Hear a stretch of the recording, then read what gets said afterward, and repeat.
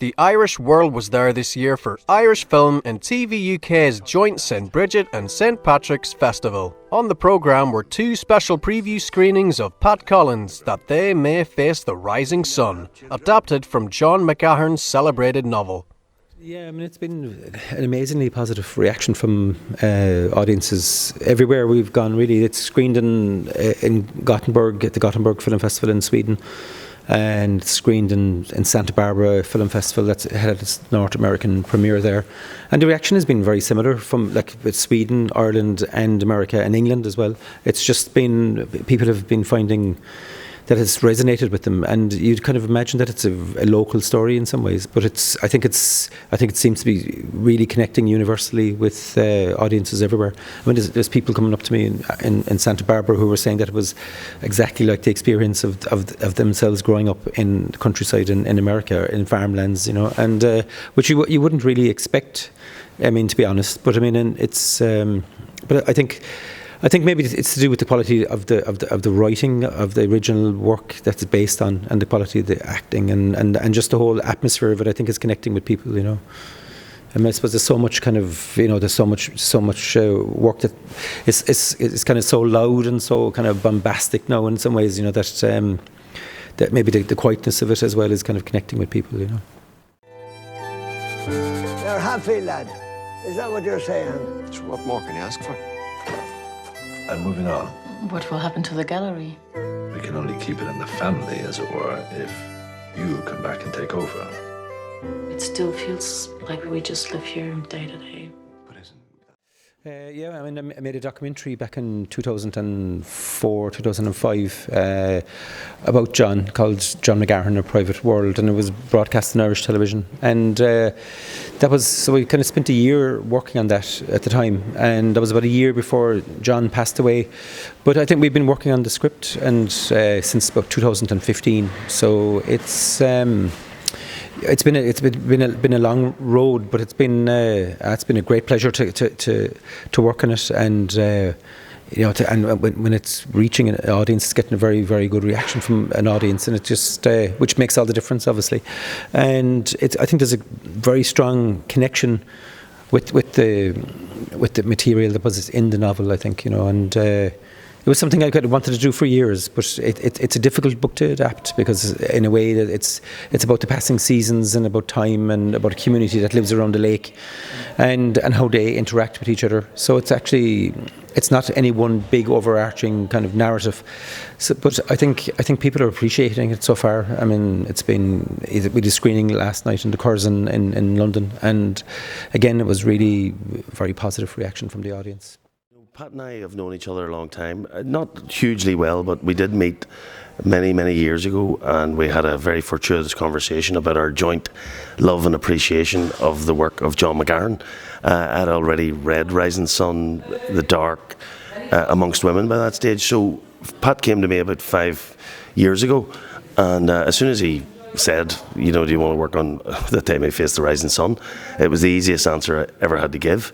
Because I loved the book. I never thought anybody like John McGahern or no one else before or since has really captured the essence of the Irish experience in the way he had, and there was something so beautiful and treasured about that I was only too glad to accept the challenge of trying to put what is not a blockbuster on screen with, you know, some of the finest Irish acting talent there is. So it's been a really good and enjoyable journey.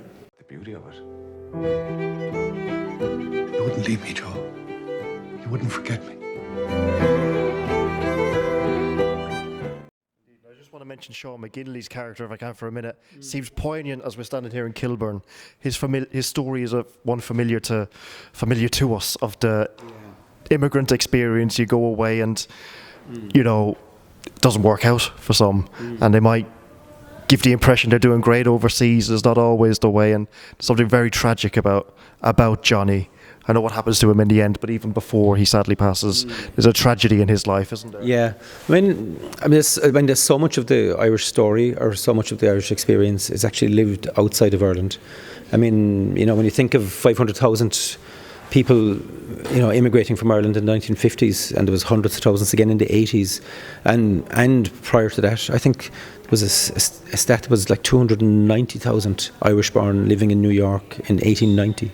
You know, that's it was a bigger city than Dublin or Belfast was. You know, a bigger Irish city, and so I mean, a huge part of her story is from outside of Ireland. My own mother lived in London actually for 2 years in the 1950s. So, and I think, you know, everybody probably in the cast, I think, and attached to the film had relations who were living in England or America, or had gone themselves and lived in Boston or England. So it was. I mean, it's a big part of the Irish story, and I think Sean McGahern kind of captured it brilliantly, like in the way he moved and the way he spoke.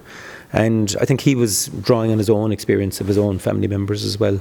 And, you know, so we kind of, I think he kind of reminded us of a lot of people's uncles, you know what I mean, that ended up in Kilburn and working all over England.